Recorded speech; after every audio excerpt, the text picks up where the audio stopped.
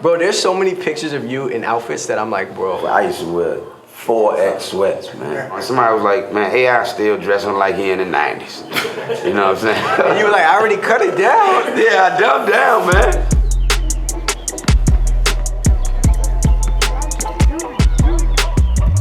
What's going on, guys? Speedy Morman here from Complex, and there's only a couple guys who can go by just 2 letters. There's MJ, there's KG, there's KD, and then there's this guy. He's basketball royalty, he's a style icon, but most importantly, he's the swaggiest player in NBA history, bar none. AI Allen Iverson is in the building. What's up, man? How you doing? Man, can't call it. I think it's a complete coincidence right now that we're both wearing the same shoes. I don't know how we managed to both do this, but yeah, I guess you fly. I'm not gonna debate you on that. But obviously we're here on behalf of Reebok, promoting something here. It's this new shoe right here. It's called the Iverson Legacy. Talk to us about it. Do you like it? You rock with the look? Yeah, I had input on them, like I have with all the other, 14 pair. I love the shoe because it's all of my shoes put together. Reebok, we had a relationship where they wanted me to come in raw and you just be you. Something that the world has never seen. People thought I created that. But it was just me dressing like the guys from around here. Right. You know what I mean? Right. Dressing like my homeboys. Like it wasn't a big deal. Every big time guy that everybody looked up to came in with a suit on. Right. And in my eyes, I never wore a suit to the court growing up. Who just wears a suit to go hoop in their hood? That's what I'm saying. So a lot of times me and my friends used to joke, you know, they was like, they make it a big deal about what you're wearing, and the stuff you got on costs more than every suit these dudes wearing. That's a fact. You know what I'm saying? So, and then when they banned it, it was bothersome because they saw that all the guys were starting to look like me. And all it was those guys always wanted to do that, but they felt uncomfortable doing it because they thought they would get a reaction from the league. Right, and you kind of popped it off, and after you did it, they were like, shit, if he can get away with it, I'm right. gonna do it. It's basically like I took the ass whooping for them to be able to do what they do. Now you see a plethora of guys with tattoos, and some guys got cornrows, and you know what I mean? They wear their stuff baggy, well, they getting smaller now. But a lot smaller. Yeah, with the headbands and all that stuff. Right. And it's cool because you got different type of game in the NBA. So why would everybody look the same? Right, and plus people come from different places, people come from all types of walks of life. And it's to each his own. I respect it. You know what I mean? A guy want to dress like, they supposed to have a dress code now. Right. With the stuff these guys wear now. This is the better time to have dress code. Yeah, they outrageous with it now. I imagine that when you have your own sneaker, everybody and their mother is asking you for a pair. I read somewhere that your mom used to send Biggie pairs of your shoes. Is this true? My mom didn't do it while he was out in LA. Right. He was trying to get the questions from his mom. He came to see me after the game. So I'm looking at him like, what you doing here? Like, I came to see you. You know what I mean? He had a couple guys with him, C's, Rock. And then when I got back home, we was playing they were the Bullets at the time. In Washington.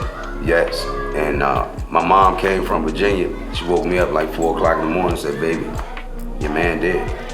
And that's how I found out. How did you and Biggie become cool in the first place? Puff introduced us. I went to play in Rucker Park, and he was in the studio with C's. And it was like a bucket list moment for me. Do you vividly remember the conversation that you had with him? Definitely. I mean, like it happened yesterday. I mean, because I was such a colossal fan of him, you know what I mean, of his music, you know what I mean? I knew every line. I remember he, while I was there, he did Pray for My Downfall, and he did, You Nobody. Oh, to somebody. Yeah, Right. And this was a time period where I think Only One More Chance was out, so we hadn't heard him for a while. Right. And then Life After Death was getting ready to come out, and I was there. So you were at the studio sessions while he was recording? I was fortunate enough to be there while he was recording Life After Death. Wow, that's crazy. Yeah, bucket list, definitely bucket list stuff, man. It was cool. You said that you wanted to be the basketball version of Michael Jackson. Right. What does that mean?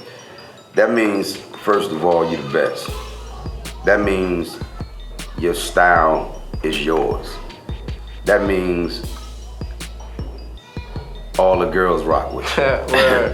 I was always the type of player that I wouldn't be interested if it weren't no girls there watching. Right. Because who you playing for then? You know what I'm saying? You know what I mean? Like, I was the type of guy that looked forward to playing in Atlanta, Miami, LA. Like, basically, stay in the house, don't go out if you gotta guard him during those games. Right. Because I'm coming with it. Leave your family at home. That's how I felt. Michael Jackson's a big hero of yours. Michael Jordan was as well. It's who you said you wanted to be like. And I've heard you say multiple times that when you saw him for the first time on the court, it was like the Chappelle Show. He had the aura. You could literally see the aura around him. And I got a lot of flack from my teammates. You know what I mean? Because they were like, you know, basically teasing me like, you're not gonna play your game tonight, huh? Because you're playing against your guy. You're not gonna come with it, huh? I'm like, nah, you know what I mean? So I was being this tough guy with them, you know what I mean? But then I walked out there and saw him. All that went out the window? Yeah, man, I was a fan. I mean, that's what I've always been. And I'm thinking he glowing or whatever, and I'm looking down, I'm like, damn, he got on the Jordans. Do you remember which J's he had on? He had on I don't know what number, because I done stopped keeping up with the number, but the white ones with the 12s. It was crazy. I put the wristband on and all that, and I'm looking at all that, because that was my guy, that was my hero. But once they tipped the ball, threw that ball in the air, like, you gonna remember 23 tonight, like you always have. But when you leave here, you gonna remember number 3 too. Oh, I like that. Did you talk to him before the game at all? No. It was just strictly. It was the first time I ever talked to him was that year playing in the rookie game. I'll never forget it because he said, "What's up, you little bitch?" I'll never forget it. I looked at him like, all right, man. What do you say back to that? Because it's somebody you really rock with. Nothing. You just got to eat that, right? Nothing. And then, like, I remember one time he told me, he said, I was telling him, I went to a Charlotte game, and I was telling him how much he meant to me and how much I rock with him. And he was like, man, you wouldn't rock with me like that because you wouldn't have crossed me like that. Right, you wouldn't have hit me with that crossover. But that was just instinct. I always knew that once I got to the league, I was going to try my move on the best. So he was just a victim that night. Right. Now, when I think about players that have an iconic relationship with their city, I think of Mike in Chicago, I think of Kobe in LA, I think of D Wade in Miami, and I think of you in Philly. Why do you think you have this kind of bond with that city? I think because I'm the city.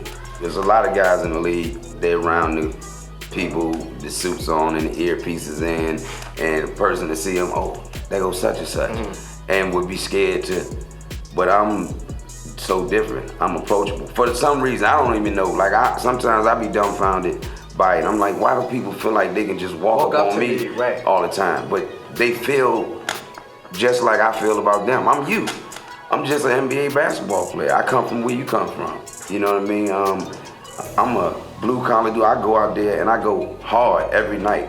And if you notice everything about Philadelphia, they give you a hard time if you don't give it all. You can play bad, but they can tell when you're giving it everything you got, night in and night out. And we just had that bond between each other, and it's like that. Let's talk about a Philly legend, Beanie Siegel, Beans. He said that if they ever change the NBA logo, it should be you, because you had more influence on the game than anybody. And I wonder if they did, again, this is his opinion, but I wonder Trust me, that wouldn't happen. But go ahead. I think we not me.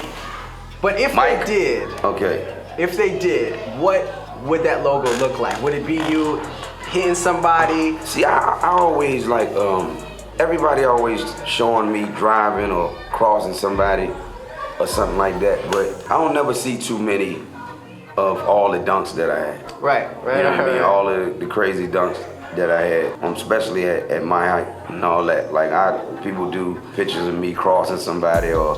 But it's never you throwing it on It's somebody. never me throwing Why it on do you think nobody. that is? I do, because I'm known more for, I guess, shaking people. Right, but I mean, you putting the back off the free throw, or you over can be. There's so many. I know you saying that, and I feel the same way you feel. I feel the same exact way you feel. Right. I feel the same way. So there's a very iconic quote that you said. I thought it was lit. You said, "The better you look, the better you play." And with that, let's just talk about the legend that is the arm sleeve. Right. Conspiracy theorists will say you used it to cover up tats. Other people say you had a little situation with your elbow and then you wore it for every game for the rest of your career. How did this sleeve come to be? You ever played sports? Of course, I play basketball. Okay, so you're right-handed. Yeah. So the right side of my body, whenever I would fall or something, I would fall on the strongest part of my body all the time. So when I was in Georgetown, I used to fall all the time, whatever. And my friends used to tease me because I had a big bursa sac on my arm. And then I went and had surgery on it, and it was still flaring up. So I would have to get it drained before every game. And when it all didn't come out, they gave me, it wasn't what people sleeve wear that now. we see now, right? Yeah, Right. it was just some cloth and it pushed it in. You know what I mean? So then they made one for me, and I wore it, and then my elbow got better, but I got used to it. Right. You know what I mean? And then I was like, okay, well, let me just throw some styles with it. So then I started putting the spider webs on it. In the Olympics, I put the USA on it, and then I just started doing stuff with it. Do you remember the first time you saw someone else wearing a sleeve? Because I bet, all right. I know the first time that I couldn't believe Kobe did it. I couldn't believe he did it. But the first time I got excited about it is when I seen LeBron with the headband on and the sleeve. You know what I mean? Because that's my little guy. You know what I mean? Right. Like that's the guy that wanted to emulate me when he said it. I didn't want to be so like when I seen nobody. it, so when I seen it, I was like, oh my God, that's dope. And it was cool for him to do it and paying homage to me. And he's colossal. Right. You know what I mean? He's a colossal superstar. Right. You know what I mean? And it was just dope. Like, all right, some of these little dudes still, you know, respect you and respect what you made them think when they was creating their own game. I think a large part of your career is based on moments of you embarrassing other athletes, right? I kind of crossovers and throwing it on people. Do you remember the most embarrassing moment that happened to you? Yeah, I was in two of them. I was in college, and Alvin Williams was driving, and we were on a break, and he took off, and I didn't know he was gonna do it, but I had jumped. Oh, God. So when I jumped, and I saw that he had it cocked and was gonna dunk it, I tried to pull my arm down, fetal. and he just banged it so crazy. And then one game, it was two more. One game, we were playing the Lakers, and Shaq had it down low, and he went up to bang it, and I jumped on his back, and he took me up too. He took you with him and still do it? I'll never forget, Kobe looked at me and said, "Are you trying to die?" And Mahmoud. Somebody never did something to me in my house that made everybody say, ooh. Right. You know what I mean? So he had me in the post, and he's my size. So he bounced in, whatever. Put you on his hip a little bit? Yeah, I'm in position. I think I got him. And he spent real hard, and I fell forward and scarred up my hands. That's tough. I had the floor burns. That's how hard I fell. And then he hit the shot, and my crowd was like, oh! Yeah. And I was like, that was a tough one to watch. And then I'm coming down the court, and then I'll never forget Aaron McKee telling me, don't get him back yet. Don't get him back yet. Because it made it seem like, you know what I mean, like it was something personal. Just wait a couple plays, and then you make him ooh and ah. But then he wasn't guarding me, so I was so mad. I'm like, I can't even get him back for what he did in my house, man. Damn, man. It happens to the best of us, though, man. Yeah.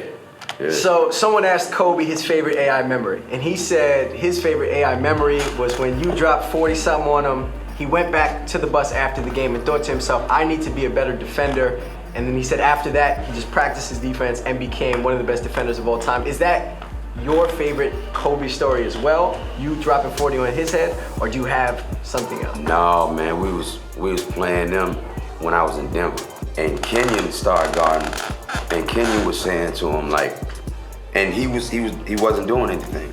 They were going back and forth with each other, and Kenyon was like, you know, you put on your sneakers like I put on mine. You put on your uniform like I put on. I'm scared of you, man. I beat your going crazy with him. And I'm sitting there looking like, cause he been quiet. This is gonna be bad. Man, this man started going crazy. I mean, dunks, threes, mid-range. I mean, killing us. I think he had like 49 or something. And somebody was shooting a free throw. And my nickname is Chuck. Yeah, right. So he was like, Chuck. Said I was chilling, and they shook the tree, and the mamba fell out.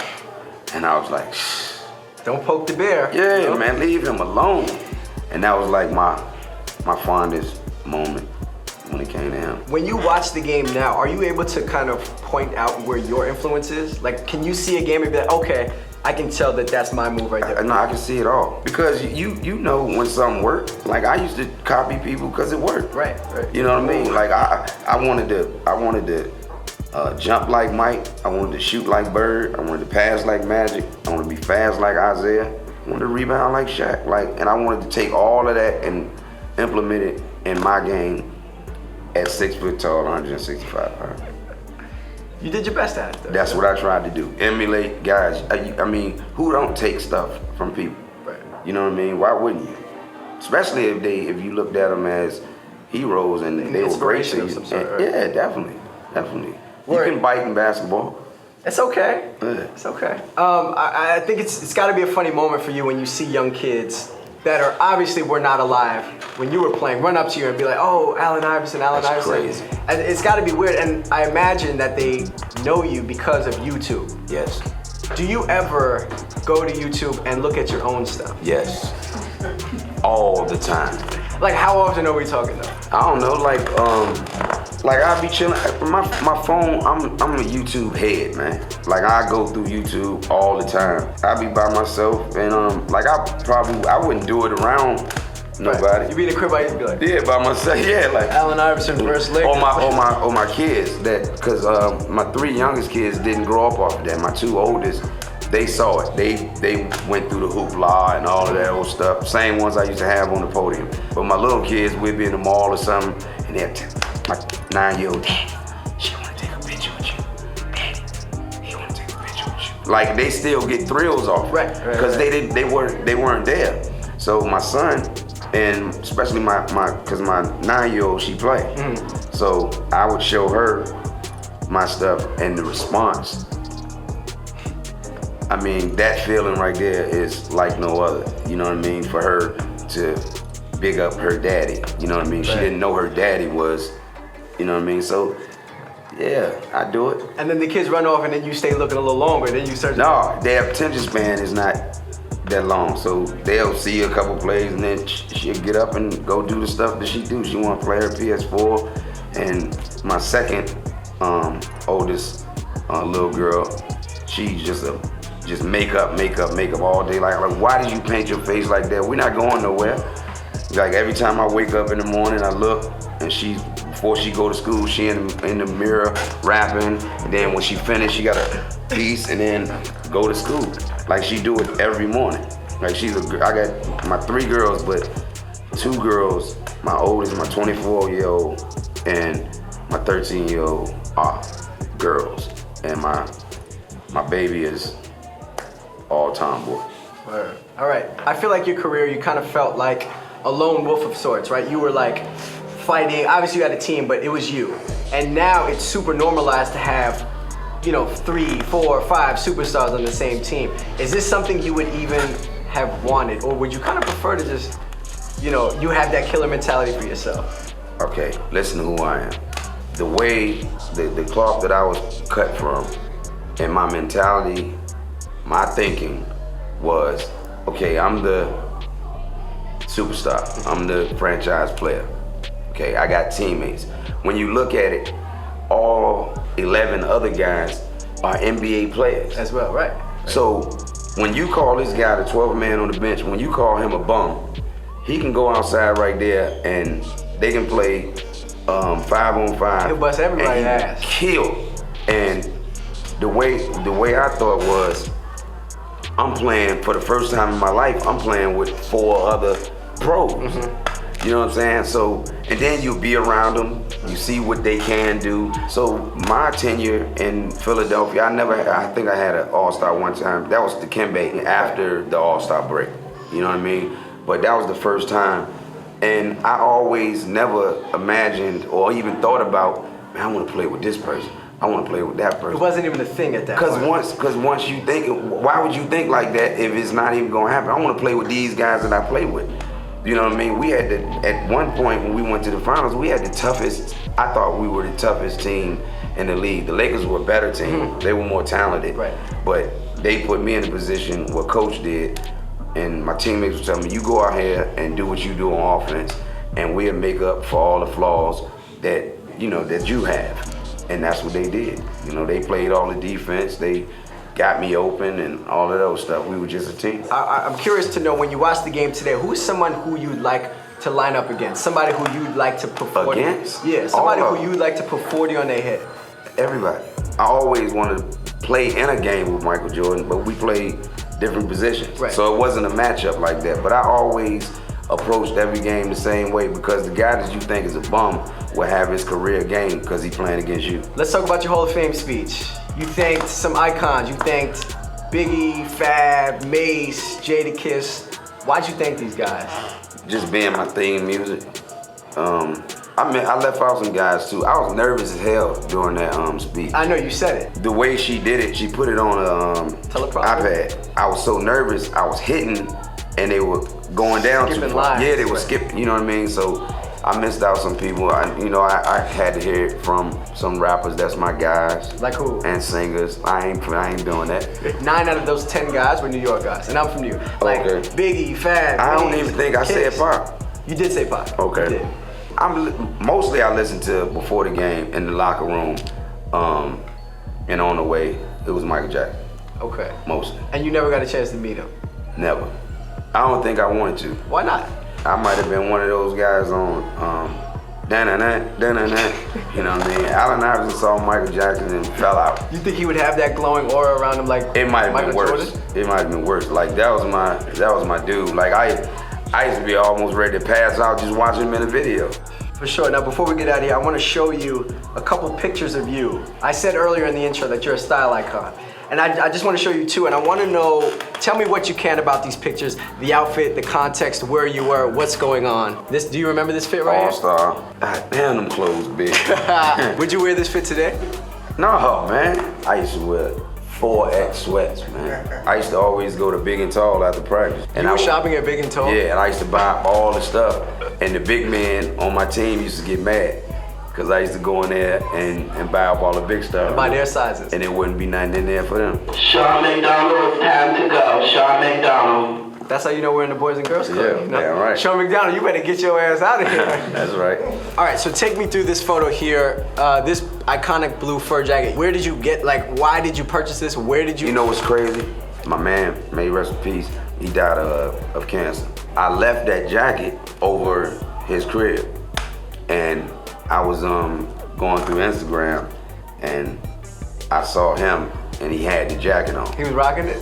Mm-hmm. How long was the jacket there? Because after a while, it's his. If it's there for more than a year, it's his. Oh no, he had it longer than a year. But I wasn't tripping off it because I had other joints that I thought was better than that. Yeah, you have flavors, I ain't gonna lie. All right, my last thing for you. I feel like we've all been on this ride, right? We've all seen the highs and what appear to be the lows for AI. Mm-hmm. Where do you think AI is right now on this journey? I think I would say the highs that I ever been.